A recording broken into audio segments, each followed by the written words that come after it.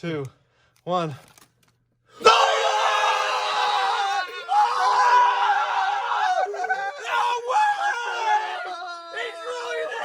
Well, welcome to episode 13 of the Bailey Joe Card Show. Pretty excited for this one. We're going to be going over Project 2020 and how insane that has been, some of the effects that it's had on the market, and also just a general overall market overview. And then we're going to talk just a little bit about SGC grading. But before we get into it, I just want to talk to you guys a little bit about our breaks coming up this Sunday. We got some box breaks coming back. Those were a lot of fun. The Sports Investor is currently sitting at 4-4. He had a bit of an off weekend, I would say. I think he won one more, right? Mm-hmm. Just one. It was sad for him, but other people got some great cards out of there. And we got a Bowman group break. That's going to be a lot of fun. The Bowman cards are sweet. And then we have another Mosaic group break too, so those are all going to be fun. But so for Project 2020, unless you guys have gone on social media one time, you would know about it. But for you guys that haven't been on social media and don't know about it, Project 2020 is a project that Topps is doing. They hired a total of 20 artists, and each and every business day they're releasing 2 new cards, which are on the Topps website for 48 hours. And then after the 48 hours is done, the card is off the website forever, and they print as many cards as people ordered. So, and it's been going crazy this past weekend since ESPN put out an article featuring Project 2020. So, it's been crazy. I think what's kind of happened too with that is it's hit the like the sneaker culture, and like I read some articles about how a lot of these artists have a really great following too, and there are fans of theirs, not just like baseball card fans or even baseball fans in general, but a lot of fans of the artist's work have even been participated in buying these special edition cards. A lot of these guys have crazy followings, like for real. Yeah, they come from anything from like jewelry making to like graffiti art to This is Ben Baller guy. He's literally a jeweler. Artists all over the world. And I mean, look at 265,000 followers. Like he's got a decent amount of people who are buying, his card, not even because they're baseball fans, but because they're fans of him. He's a baller, man. He's Ben Baller. He's a washed up OG, it says. He's literally Ben Baller. Yeah, but no, I wouldn't hold it against him. He looks like Ben Baller. I think it's cool, man. I think they don't even have to limit it to just like sports either. I think they could do. Well, they're already making their own in celebrities, like that's true. Like make an Obama card, make a Trump card. I think that would be funny. I bet it would sell tons of copies of it if they did that. Yeah, but I mean, after the Project 2020, they could do something like that, and I'm assuming after the amount of success that they're going to see from this, they'll carry this on in some way. Yeah, I do think that it's for the collector and not really the investor anymore, because I feel like the investors missed out. It's always been for the collector, man. That's the whole point, right? It's like it's never been for the investor, but people find arbitrage in anything, so that's where the investor came into this, I feel like. Right. Like buy the cards if you like the cards, but that's about all I'm gonna buy. Like I bought some of those Griffies because I kind of liked them; they were cool. I bought some of those Trouts too. I think if you buy every single card that Topps releases, you will make money on every single card. So here's the print runs for like the top ones. This oh shoot, this one was the last one and it went 99,000, which is insane. And then the lowest print run was only 1,000, and that one is selling for 28, almost 2,900. So I mean, obviously it has a ton to do with the print run, and as the hype has grown, each and every card has basically set a PR for print runs. I think what's going to happen is it's legitimately going to be a gamble of like which card has the lowest print run, and of the Topps 2020 project, that is the golden ticket. Like that's the one. So I bought this one, this one, and this one. So like before it got, I mean it's still like high, but just before the people started finding out about it. What was Nolan Ryan's print run? 64,000. Damn. Yeah, that was the same day. That was the one where everybody, like the whole masses of people, found out about it and were like, "Oh, we got to buy this." And then they bought. Like one guy I saw on Twitter, Twins Jake. He's like a reseller, and basically he's putting all his money into Project 2020, and he bought like 27 10 lots, 10 lot cards or whatever, 10 card lots. About 270. I can't. Yeah. It might have been 270. I can't remember, but. No, that's crazy, man. I think there's gonna. I actually really liked the both the cards that were released today. That Cal Ripken Jr. and who was the other one? I don't remember the other one, but they were both pretty awesome looking cards. I mean, it's tricky, man. It's tricky. These are cards that are not even like. Are they rookie cards? They're not even rookie cards. 140 10 card lots. Again, buy them if you think they're cool. But like, yeah. Nah, dude, I don't think that McGuire, or not McGuire, that Griffey card. I don't think that Griffey card will be less than $30. So like, you're still making $10 a card. Yeah, there is no way you will buy a Topps Project 2020 card and not make money on it if you hold on to it for at least a couple months. I would sell all of my Griffies that I bought right now for $25 a piece. So if you guys want to buy them from me, if anybody wants to buy them. You really think they're going to go down? There's 99,000 of them. Yeah, but that's not. Dude. There's like 300,000 of base cards of rookies in normal sets that are worth way more than $30. 300,000 in base card sets. Yeah, no way. Absolutely, man. I'm pretty sure that's actually real. I've seen that at a couple places. That's 100% accurate. They're different cards, though, right? Like not. Well, these are drawn by artists. They're not just any card. Like it's not just a printed picture of an athlete. It's a hand drawn like picture that an artist drew of a remake of a card that was back in the 90s.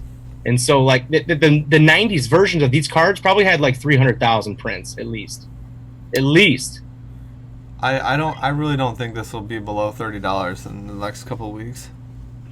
It won't. There's no way. Because a good way to look at it is this one was 35,000, which is over a third, less than a third of this one, and it's this one, or the Ben Baller Trout, is $150 right now.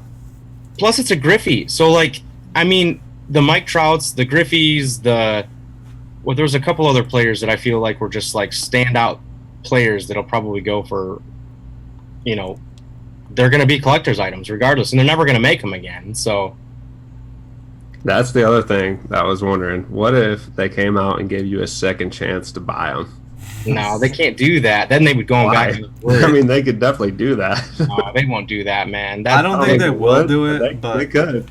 No, they won't do that. They might release like a new project of different players and different cards, but they won't release the same ones again. No, they wouldn't do that. Topps isn't like EA in that. Yeah. Plus, yeah, there's just no way. This is new too. Like, imagine what Topps project is going to be like next year. I mean, they're going to be like 200,000-300,000 prints of some cards, no problem. Like, this is still minimal, I think. Like, not everyone knows about Topps 2020, but I mean, pretty much everyone should. I had a ton of people message me on Twitter asking, like, what do you know about this stuff? And I just told them like what I know, and I don't know. Try to buy cards that are going to be short prints is what I would say, because I mean the whole idea of it is probably really it's like they're trying to revive the junk wax era of the 90s. Like, these are all cards that should have been worth money that weren't worth money. That, like, I feel like that's kind of part of the reason they're trying to like revamp them and have artists like add their flair to it. This one's crazy. The Ichiro. Oh, that Ichiro's got to be. Jeez. What if they like? I almost think that a Dutch auction would be cool. That if they just created like 10,000 of a card, each card they create is 10,000, and they just say, how much are you willing to pay and how many do you want? Those Dutch auctions don't go well, man. I got a little aside conversation that I want to have really quick. Mm-hmm. Have you guys seen the price for NBA 2019 National Treasures basketball? For a hobby box or This what? year's with Zion? Holy Look at this. It's a Dutch auction starting at $30,000, going down to $7,500. Do you get that Nike check patch auto? Click on that real quick, right next to the I mean, you don't automatically get it, but it's in there. You get it. That card. How much would somebody pay for that card? A lot. Probably like $50,000. Yeah, I don't know. I would say 10 grand plus. National Treasures are like the highest. Oh yeah, dude, I love National Treasures. Grade of any sports card out there. All right. Anyways, I just thought that was crazy. But so my other question about Project 2020 is, like, how is it going to affect the rest? How is it affecting the rest of the market? Like, cards that aren't Project 2020, because everybody's so heavily focused and has their time committed to checking Project 2020 prices. Honestly, it could be a reason why the pricing of the card market has gone down. I mean, it's essentially a huge distraction. I'm not a baseball card collector, really. I mean, I have some Juan Sotos, and that's about all I'm getting into. But dude, I'm looking at these cards, and I'm like, damn, like the 90s, it's kind of like this flare up of like people that either used to collect or knew someone who used to collect, and like it kind of gets you in a funny way where it's like this new version of an old card of a player you used to love. And man, I think it's got everybody. I think it's got us good. I think it's good for the hobby because I feel like it does bring in outside potential collectors, even like yourself. Like you don't like like you haven't collected baseball, but now you're buying tons of Griffies, you know? So yeah, I think I think Topps Project 2020 is promising. I don't think it until it hits 200,000-300,000 prints, it's gonna be promising. Honestly. Yeah. So one of the things that is going on is people are selling their Project 2020 cards for a big profit, and then they're buying other cards. So like I don't know how that would affect. That's what I would do. That's what I do with every card that I sell. But like I don't. At the end of the day, like I don't. I like these cards. I think they're cool. I'll probably keep a couple, but like I don't. I'd rather have Ken Griffey Jr.'s rookie card. What's the grading coming back on these cards? Has anyone talked about that yet? Like they're not. I saw one come back a 10 pristine from BGS. But they're not all coming back 10s, right? Like that's the only one I've seen. So like, also let's not forget that you can get a random insert of a 1-of-1 gold version of the card, sort of like a superfractor. Yeah, that's cool. Kind of has me like trying to get a Wonka bar, you know, to get that golden ticket. Right. I'm kind of pulled in by that too. So golden ticket to the chocolate factory. Yeah. No. Or to a new driveway, you know, whatever. Yeah, right. Or to a new house. Oh, Wonka's driveway. Yeah, Daddy's trying to put in a new driveway. Where's that $10,000 1-of-1? A new driveway. Oh my god.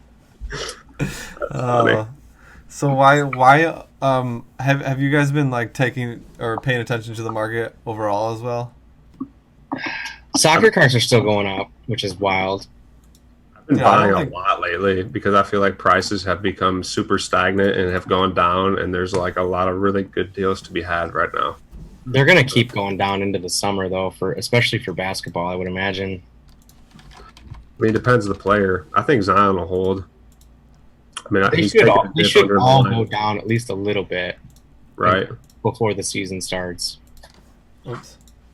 But yeah, Zion's a hold right now, anyways. So like, yeah, like look at that, dude. Like I don't see why you wouldn't. He's literally at his lowest right now. Yep. Exactly. I think it's time to buy up. I think they'll go lower.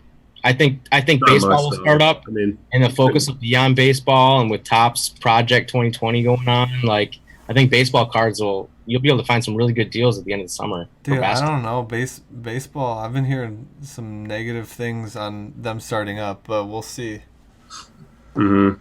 No kidding. Yeah, I mean- NHL is like committed to coming back though. That is confirmed that they're gonna have some sort of larger playoffs that they're gonna do. So We're all Yeah, I gonna heard become that hockey too. fans. yeah, so yeah, maybe we should start buying hockey cards. Dude, everyone on TikTok is always asking about where the hockey cards at, and Really? unless I'm buying like '90s Red Wings players, like I don't know anything about hockey. Ovechkin, like a couple of those guys. I mean, honestly, if that's the only sport that comes back, like I'm pretty sure all three of us are going to become hockey fans. We're going to be watching hockey games at night, betting on hockey games. Dude, I Buying don't want to hockey watch cards. hockey really. I mean, if that's the only thing I like on, watching hockey. I don't mind it, especially if the Red Wings are playing well. You know, yeah, man. Yeah, true, but if the Red Wings are like in the playoffs, which they haven't made the playoffs.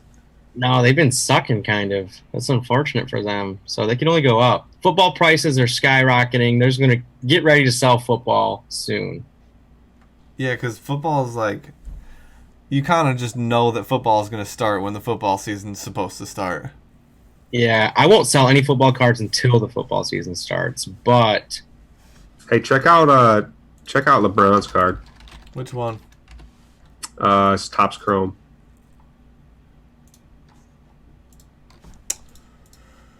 Actually, I'm going to do both. No, refractor's like ridiculous, but whatever. do you think that there's a what are your predictions on the print runs for the Cal Ripken card? Do the BGS 95 for just the base.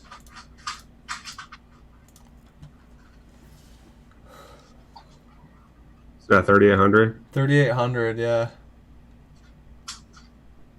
Is that right? It seems like It should be 60% of the value usually.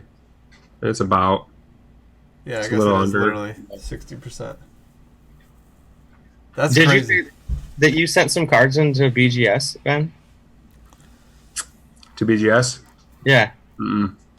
Oh, you did. Just You're bought thinking some. about it. I have a LeBron James Chrome to not. It's a BGS 95. You're thinking about sending some to SGC though. Yeah. Okay. Yep. We can get into that. You guys want to talk about SGC now? Yeah, I do. So I watched this video from this guy. You can pull him up. Is Bobbles and Bobble Cards on YouTube. He had a lot of really good info. It was kind of long, a little dry, but it was really really good, man. It was kind of like watching somebody teach a math. So it's kind of like watching a Bailey Joe card show. No way. No, not like that. Go to videos. Okay. And then it's go down and it's Oh dang! Right there, What's up? 400 subscribers. Oh, that guy's cool. yeah, dude, he's cool. Go back. Oh, we should have him on the show. YouTube. We should have him on. It the is. show. What do you want me to go back to? I want to show you the video that he did. I want to give it a shout out. I thought that was the video. Right. No, go down. Looks like he does a lot of talk about SGC. Right there, dude. He goes for 50. What's That's up, YouTube? awesome. What? All right. That's awesome. Anyway, what does he talk about in the video? All right, so like you know how SGC has a 9, 9.5. They grade it. They can grade you a 9, give you a 9.5, a 10, Yes. or a gold label 10. 10 pristine. Yeah, well, I think 10 pristine is BGS, but I think they give you like a gold label at SGC. Mm-hmm. But so the PSA, you all know that they have a 10. You can only get a 10 or a 9. So the PSA 10, it outranks the 10 of SGC or any other company really, except for BGS. But What about the 10 pristine of SGC? this 10 pristine of SGC will be above the PSA, Yeah. but it's like super super super rare. So it's kind of like getting a BG. I mean, it's a flawless card. Anyways, like a PSA 10 sells for 1.5 times a BGS 10. I'm sorry, an SGC 10. and that's what his video talks about. He does a PSA versus SGC video, and the PSA 10 sells for like 1.5 times the SGC 10. But So like if a card sells for if a PSA sells for 150 and SGC would typically sell for 100. yeah, so he compared the Acuna card, and it was like it sold for like 200 for a PSA and about 130 or 140 for an SGC 10. However, like basically his argument was all for SGC because they have that middle grade of a 9.5, and the 9.5 grade you can get 1.5 times for the SGC 9.5 as you can a PSA 9.